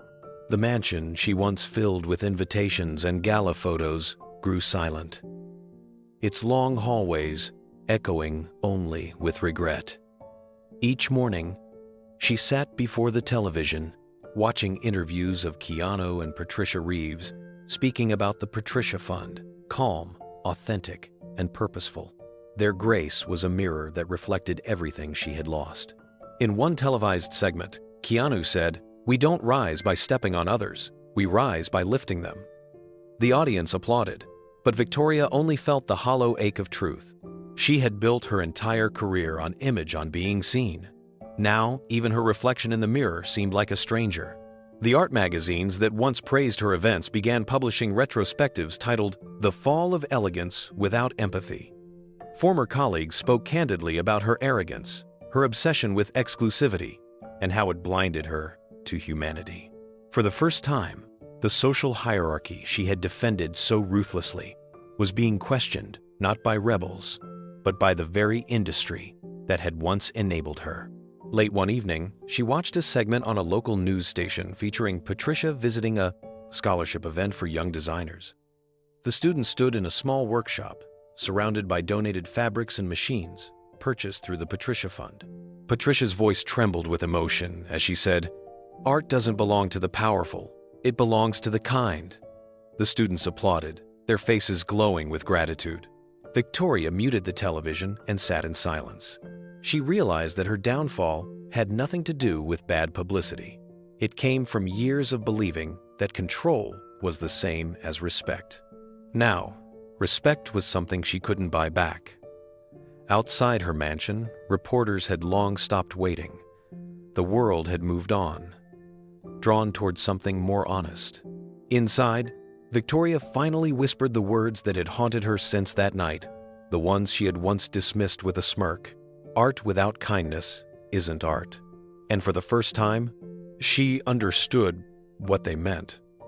6 months later, the old warehouse in Burbank buzzed with life. Once a forgotten storage space for film props, it had been transformed into something radiant, a living workshop of color, sound, and imagination. The cement floors were polished but still bore the scuffs of their industrial past, and the wide walls were covered with sketches pinned in neat rows. Spools of fabric hung from metal rods, mannequins lined the perimeter, and long tables overflowed with thread, scissors, and coffee cups.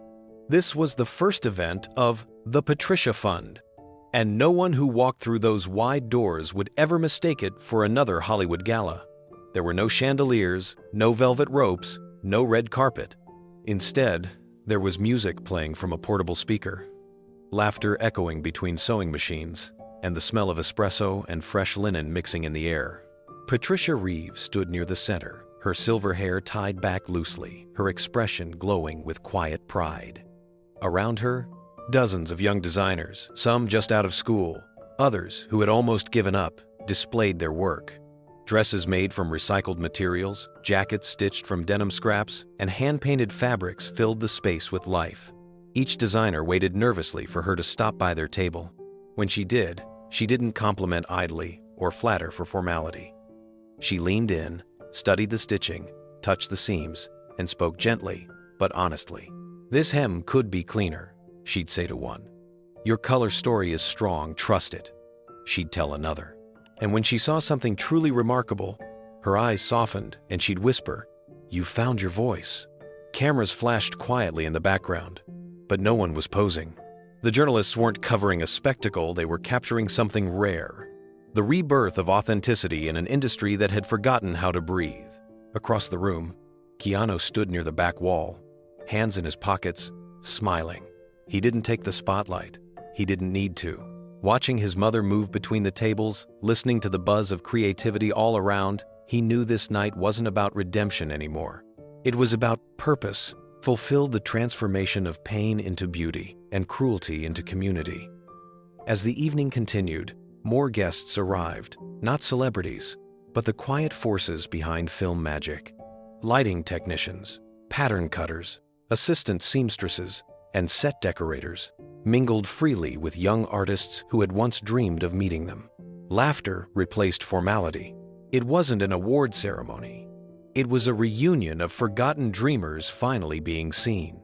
Near the makeshift stage, Lydia Chen adjusted the microphone, her eyes bright with gratitude. "When we started," she said, "we had one rule. Everyone here belongs." Her voice trembled slightly, and the room erupted in applause.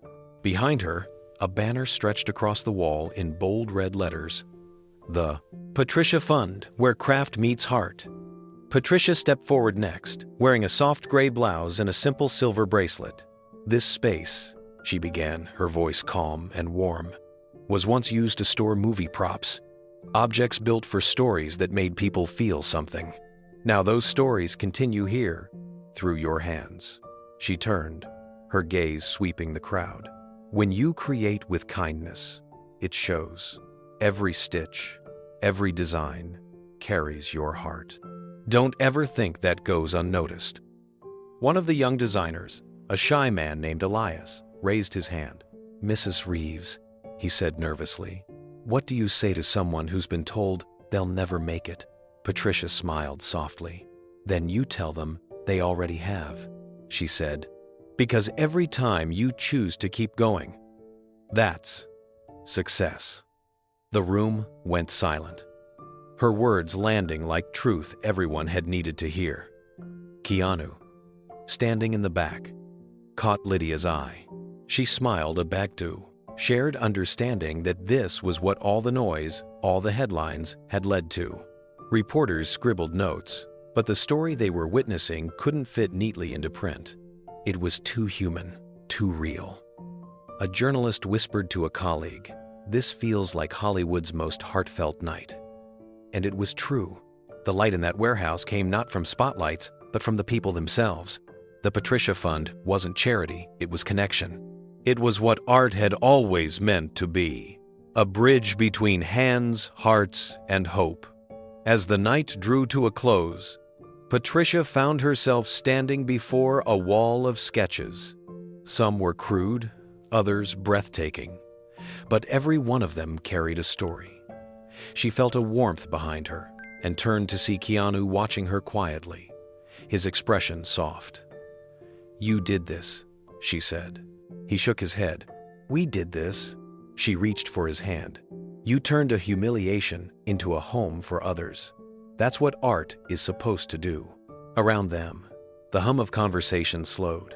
The designers began packing up their work, exchanging hugs, trading numbers, promising to collaborate.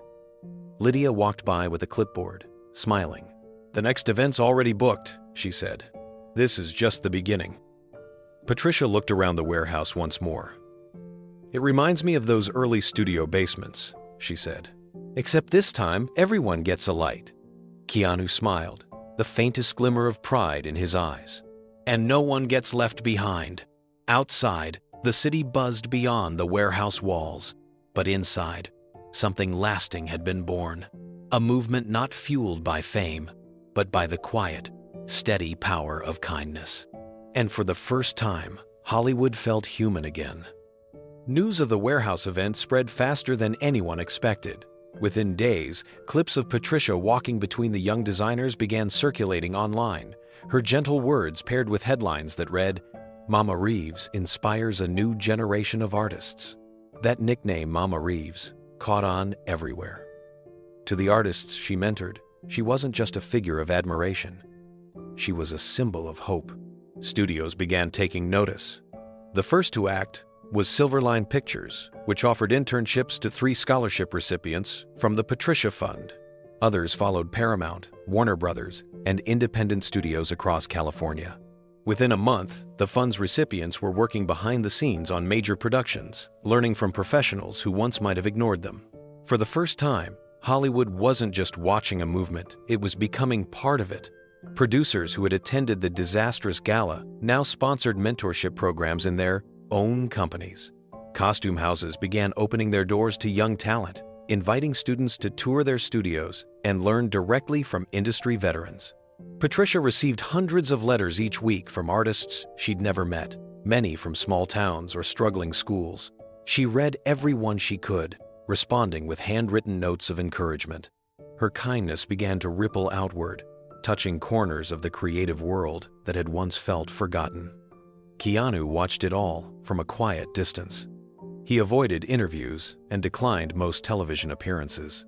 When reporters tried to credit him, he always redirected the attention. "This isn't about me," he said. "It's about the people who never stopped believing in beauty, even when the world stopped believing in them." And slowly, the entertainment industry began to mirror that sentiment. Award shows introduced new categories recognizing behind-the-scenes innovation. Fashion schools named scholarships after Patricia Reeves. For the first time in years, compassion was trending and no one was complaining. As months passed, the impact of the Patricia Fund stretched beyond Los Angeles. New York opened its first satellite workshop, hosted inside an unused garment factory in Brooklyn. The walls were painted bright yellow, and a banner hung near the entrance that read, "Created with Kindness." In Vancouver, local filmmakers volunteered their time to train young costume and set workers, while in New Orleans, a jazz musician offered free lessons to students who couldn't afford them, saying, "If Keanu Reeves can stand up for the unseen, so can I." Patricia Reeves visited each hub personally.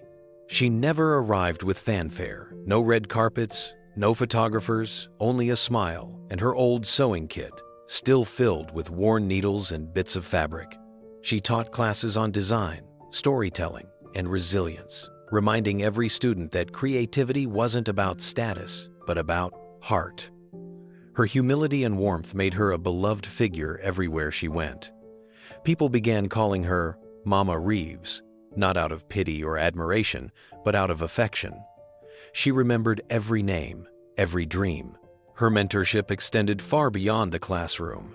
She called students to check on them, sent handwritten birthday cards, and showed up at their exhibitions quietly, standing in the back with tears in her eyes as they unveiled their first major works.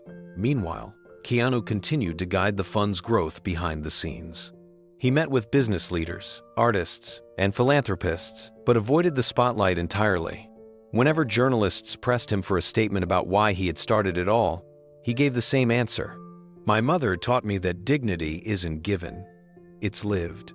That simple phrase became the guiding motto of the Patricia Fund, engraved onto every scholarship certificate and painted across the doors of every new hub. It wasn't just a quote anymore. It was a philosophy, one that quietly redefined what success meant in Hollywood. The influence of the Patricia Fund began to ripple far beyond the entertainment industry. Universities launched partnerships with the organization, offering new creative programs inspired by its values. Fashion schools invited Patricia to speak about empathy and design, and her talks often ended with standing ovations. She never spoke about fame or success, only about decency. "Talent will open a door," she told her students, "but kindness keeps it open." Keanu continued to keep a low profile. He visited workshops quietly, slipping in during lunch hours to watch students work. He'd sit beside them, asking about their designs, listening more than he spoke. When photos of him at these sessions surfaced online, they went viral, not because he was famous, but because he looked genuinely happy, another craftsman among creators. Reporters kept trying to capture the meaning of what had happened. Magazines called it the Reeves Renaissance. Late-night hosts praised him for bringing humility back to Hollywood.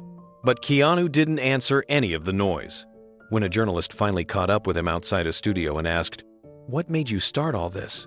he paused for a long moment before answering. "She taught me that dignity isn't given," he said softly. "It's lived." That single sentence became the essence of everything the Patricia Fund represented. It wasn't just an organization anymore, it was a movement that reminded the world that compassion was not weakness, and that grace could be stronger than power. Years passed before anyone heard the name Victoria Halden again. The woman who had once ruled Hollywood's elite social circuit had vanished quietly into anonymity. The mansion in the hills had been sold, her name scrubbed from the guest list she once curated with precision. For a long time, she existed like a ghost in her own city, unrecognized and uninvited. But time has a way of humbling even the proudest hearts, and one autumn evening, she appeared again not on a red carpet, but on a small stage at a community college auditorium. The event was titled Ethics in Art: The Power of Humility. The audience consisted mostly of students, professors, and a few curious locals. Victoria stood at the podium wearing a simple black blouse, her hair streaked with gray, her posture still elegant but softened by time. She didn't have notes or a prepared speech.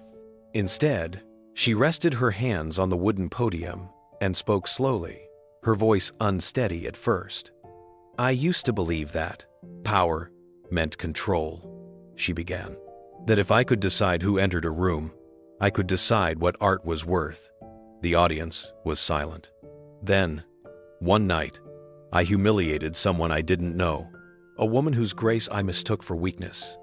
Her name was Patricia Reeves. A murmur rippled through the room.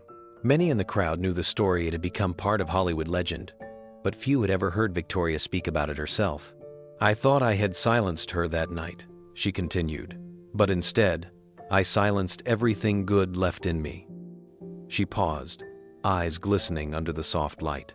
"When her son asked me that question, 'Why did you remove my mother from this event?' I realized that the only thing worse than being cruel is realizing you enjoyed it." The admission landed like a confession, raw and unpolished. She took a slow breath, her voice steadying. "That moment ended my career, but it began something better. It taught me that grace can outlive shame if you let it."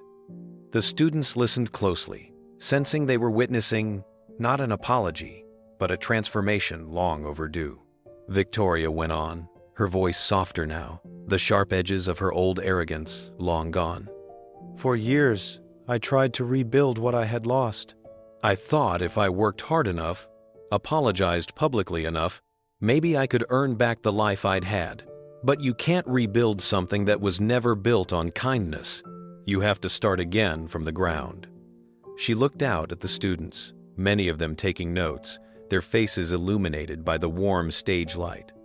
I started volunteering at a shelter, she said. At first, I just sorted art supplies, staying quiet, hoping no one would recognize me. But one day, a little girl asked if I could help her draw a dress. I told her I didn't remember how. She handed me a crayon and said, "Then learn again." The room filled with the kind of silence that only truth could create. That child taught me more about art than I had learned in decades, Victoria said, smiling faintly. She reminded me that art isn't about prestige. It's about courage. The courage to begin, even after you've failed. She explained how, over time, she began teaching art classes at the shelter, not as Victoria Halden, director of the Los Angeles Film Arts Foundation, but as simply Miss V. No one there cared about her past, her parties, or her scandals. They cared about paint, about shape, about how colors blended into something that made them feel alive. Every week, she said, I walk into that little room filled with chipped tables and broken pencils, and I see beauty being born from nothing. It humbles me. It heals me. One student raised her hand and asked quietly, "Do you ever think about the Reeves family?" Victoria nodded slowly. "Every day," she said. "I think about how Patricia stood tall when I tried to break her. I think about how Keanu spoke with calm instead of cruelty. And I think about how their kindness forced me to see the truth about myself. Their grace didn't destroy me, it saved me." Tears shimmered in her eyes. But for the first time in years, they were not from shame, they were from gratitude. When Victoria finished speaking, the room rose to its feet in a quiet standing ovation. It wasn't the loud, self-congratulatory applause of a gala. It was the kind that came from sincerity, from people moved by the courage it took to stand in front of strangers and admit the worst thing you'd ever done. She lowered her gaze humbly and whispered, "Thank you," before stepping away from the podium. Later that night, after the auditorium had emptied, she remained seated in the front row, staring at the stage where she had spoken. For the first time in her life, she didn't feel defined by what she had lost, but by what she had learned. In her bag was a worn invitation not to a gala, but to a local exhibit hosted by the Patricia Fund. Lydia Chen had sent it months ago with a handwritten note that read, "You're always welcome to see what kindness built." Victoria went. She didn't speak to anyone, didn't draw attention. She simply watched as young artists presented their work, their faces glowing with pride and hope. At one point, she noticed a photo of Patricia Reeves framed near the entrance, silver hair, soft smile, eyes full of warmth. Beneath it, a quote read, "Grace is not weakness, it's strength, controlled." Victoria stood in front of that photo for a long time.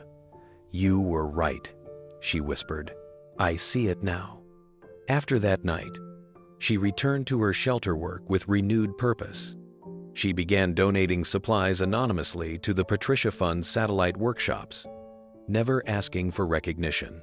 Sometimes, when she saw their logo on packages or press releases, she felt a quiet pride, not the kind she used to crave, but the kind that comes from peace. Years later, when her story was told in documentaries and books about the fund's beginnings, her name appeared only briefly.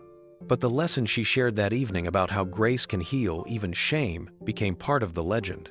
And in the small art room of the children's shelter, where paint still stained the tables, the kids would sometimes ask her why she smiled so much. Victoria would answer softly, "Because someone once taught me that art begins where cruelty ends." The years moved gently, and with them, Patricia Reeves became something of a legend in her own right. Not because of fame, but because of the warmth she left wherever she went. Every month, she sat at her kitchen table, surrounded by letters, handwritten notes from scholarship recipients, thank you cards from production interns, sketches from costume designers just starting out. She read each one carefully, smiling at their dreams. and replied in the same careful script she'd used her entire life. Her letters were simple: a few words of advice, a small story from her past, and always a reminder to stay kind, no matter how bright the spotlight grew. She never allowed the fun that bore her name to become self-congratulatory. Whenever journalists tried to center her in articles, she redirected the credit to others. "This belongs to everyone who chooses kindness over cruelty," she'd say. When invited to red carpets, she often declined, choosing instead to visit workshops, school classrooms, and set departments. Her presence became a quiet tradition, a woman in soft pastel clothing, smiling as she spoke to lighting technicians, seamstresses, and young designers. On film sets, Patricia would arrive unannounced, bringing pastries or sandwiches for the crew. She'd walk through costume trailers, complimenting details others overlooked. "You've stitched heart into this," she'd say, touching a hem or sleeve. Everyone knew her sincerity was real. She didn't visit to be seen. She came to remind people that dignity and art were intertwined. One afternoon, during a break in filming, a young costume apprentice asked her, "Mrs. Reeves, what do you think made Mr. Reeves so calm that night?" "I think I would have exploded if someone treated my mother like that." Patricia smiled gently. "He didn't react out of anger," she said. "He acted from the values I taught him. Dignity doesn't shout, it speaks softly and still gets heard." Those words spread like wildfire across social media after someone recorded them. They became a quote engraved on a plaque inside the Patricia Fund's headquarters. "Dignity doesn't shout, it speaks softly and still gets heard." It captured everything she and her son had built, one quiet act of grace at a time. As time went on, Patricia's quiet wisdom began to ripple through every corner of the industry. It wasn't just her name that inspired people, it was the way she lived, her values every day. She never lectured, never tried to change people through force. Instead, she led by example. She listened to everyone, from directors to interns, with the same respect. When someone made a mistake, she didn't scold, she encouraged them to learn from it. People began referring to her visits on set as the calm after chaos. Whenever tension flared during production or arguments broke out in creative meetings, her presence seemed to restore perspective. "Remember what Patricia said?" Crew members would remind each other, "Kindness first."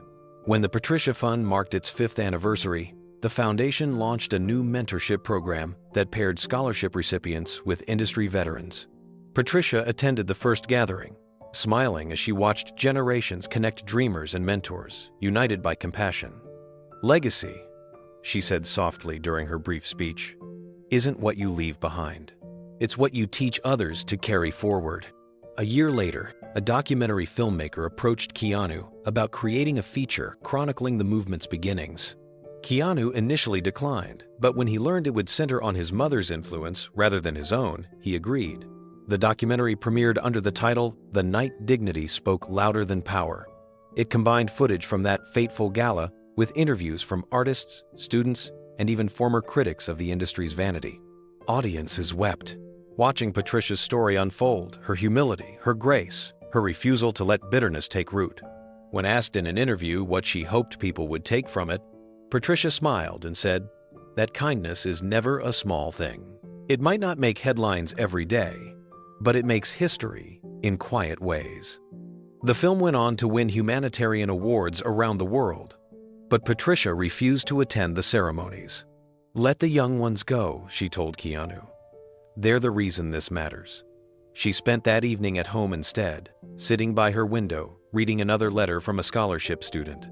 It ended with the words, "Thank you for reminding me that grace is strength."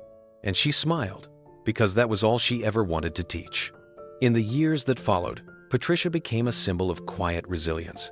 She never sought attention, yet her influence could be felt everywhere in the way crews treated each other on set, in the growing respect for behind-the-scenes artists, and in the soft-spoken confidence of young designers who now dared to dream. Whenever someone asked what the Patricia Fund truly stood for, the answer was always the same: decency, dignity, and doing the work with love. Keanu continued his own journey with the same humility. Though his fame endured, he used it sparingly to draw attention to others, to fund new workshops, to build opportunities for those who had none. When journalists tried to connect his compassion to his success, he corrected them gently. "It's not about success," he said. "It's about service." Patricia often accompanied him on quiet visits to new fun chapters. She would walk into bustling rooms full of fabric, laughter, and energy, her presence instantly grounding the chaos. Students would rush to greet her, calling her Mama Reeves, and she'd hug each one like family. "Promise me one thing," she'd tell them. "When you make it, reach back for someone else. Bye." Or her later years, Patricia had touched more lives than she could count. Her story was studied in universities as an example of moral courage in modern art. Film schools screened "The Night Dignity Spoke Louder Than Power" every semester, using it to teach that creative influence meant nothing without empathy. One evening, sitting beside Keanu at a small theater showing the documentary, Patricia watched the moment where he stood before that glittering ballroom, asking a single question that changed everything. She reached over, squeezed his hand, and whispered, "You answered it better than I ever could have." Keanu smiled softly. "I just remembered what you taught me," he said. Patricia looked at him, eyes glimmering. Then the world did too. As the credits rolled, applause filled the room. But for Patricia, the sound wasn't for her. It was for every artist who had ever been unseen, now finally recognized, because one act of dignity had spoken louder than power. The evening was quiet, the kind of stillness that comes only after long years of noise and purpose. The lights of Los Angeles shimmered faintly outside Patricia Reeves's window, softened by a thin curtain. A teapot sat between her and Keanu on the small wooden table she had kept since his childhood. The same chipped blue cups, the same scent of chamomile. It was their ritual, simple, grounding, familiar. Patricia poured tea carefully, her hands slower now, but still graceful. "You're too quiet tonight," she said. Keanu smiled faintly. "I was just thinking," he replied. "It's been a long road since that night." She looked at him, her eyes still bright despite the years. "That night changed everything," she said softly. "Not just for us, for so many others." She paused. "You defended me, Keanu. I never thanked you properly." He shook his head, the corners of his mouth lifting into a gentle smile. "You don't have to thank me. You defended me long before I even knew what that meant." Her lips trembled slightly as she looked down at her cup. "I just wanted you to grow up kind," she whispered. "In this world, that's harder than it sounds." "You taught me that kindness isn't a weakness," he said. "You taught me that it's the only thing that lasts." They sat for a while, saying nothing. The soft ticking of the old clock filled the silence. The city lights flickered through the window like distant memories. Finally, Patricia spoke again. "Sometimes I still think about that woman," she said quietly. "Victoria. I used to wonder what became of her." Keanu nodded. "I heard she's teaching art now," he said. "Working with kids." She found her way. Patricia smiled faintly. Then maybe that night wasn't just for us. Maybe it was for her, too. Keanu leaned back, watching her. "One act of cruelty," he said, "turned into thousands of acts of generosity." Patricia reached across the table and took his hand. "You turned humiliation into humanity," she whispered. He squeezed her hand gently. "You taught me how." Patricia looked at him for a long moment, her eyes soft with pride. "You know," she said quietly, "when you walked into that ballroom that night, I thought my heart would stop. Not because I was afraid for you, but because I knew what you were about to do would change everything." Keanu smiled faintly. "I didn't think about it. I just knew it wasn't right. You were the one who taught me that silence can become its own kind of cruelty." She nodded slowly, her voice trembling slightly. "You were calm when others would have shouted. Dignity," she whispered. "That's the word I keep thinking of. You carried yourself the way I always hoped you would. Steady, kind, unbreakable." Keanu took a sip of tea, his gaze distant. "You always said the way you respond to cruelty defines you. I didn't understand that when I was younger. I used to think defending someone meant raising your voice. But that night, I realized the strongest defense is grace. Patricia's smile deepened, faint lines creasing at the corners of her eyes. You're your father's son in that way, she said. He was quiet, too. But you have more patience than he ever did. Maybe I learned that from watching you, Keanu replied. All those years you worked alone, never complaining. You made life look simple, even when it wasn't. She laughed softly. I didn't always feel that way. I was scared most of the time, but I figured if I kept sewing, kept showing up, eventually things would hold together. He reached across the table and brushed his thumb over her hand. They did, he said. You held us together. Every piece of fabric you stitched was another piece of love. The moment lingered between them, quiet, gentle, sacred. Patricia blinked back tears. You know, Keanu, I used to pray that your kindness wouldn't get lost in all the noise of fame. He smiled, eyes glinting softly. It never did, because I carried your voice with me. Every time I had to choose between pride and peace, I remembered what you taught me, that dignity doesn't need to be loud to be strong. Patricia leaned back in her chair, her breathing steady but faintly tired. The glow from the lamp bathed her face in soft gold. It's strange, she said after a while. The world remembers that night as a scandal, then as a statement, and now as a story. But for me, it was just my son walking into a room to remind people what decency looks like. Keanu looked at her with quiet affection. And for me, he said, it was a reminder that courage doesn't always look like fighting. Sometimes it looks like standing beside someone you love and not letting the world forget their worth. Patricia's hand trembled slightly as she reached for her cup, then decided to leave it untouched. Do you think it all mattered? She asked softly. All the effort, all the letters, all the nights we spent hoping people would listen? Keanu nodded slowly. It mattered to everyone who found themselves because of you. To every young artist who felt seen for the first time. To every person who realized kindness can rebuild what cruelty destroys. Tears welled in Patricia's eyes. Then maybe that's enough, she whispered. I don't need statues or awards, just the knowledge that decency still has a place in this world. He smiled. It does. You proved it. The clock ticked softly. Outside, the wind brushed through the trees, whispering against the window. Patricia closed her eyes for a moment, listening. You know, she said quietly, when I was a young mother, I used to dream about this just sitting with you. Grown and good. I never imagined we'd come this far. Keanu leaned forward, his voice barely above a whisper. You gave me everything I needed to get here. She looked at him one last time, her smile warm and proud. You did the same, my dear. You gave me peace. They sat in silence, two souls bound by love and shared history, the years folding quietly between them. The light dimmed, the tea grew cold, but neither moved. In that stillness, the circle closed, a mother's grace and a son's courage, forever joined by the simple, enduring language of dignity. A year later, the city buzzed with celebration for the Patricia Fund's annual showcase, an event that had quietly become one of Hollywood's most heartfelt nights. This time, it wasn't in a hotel or a ballroom, but in a sunlit art gallery downtown.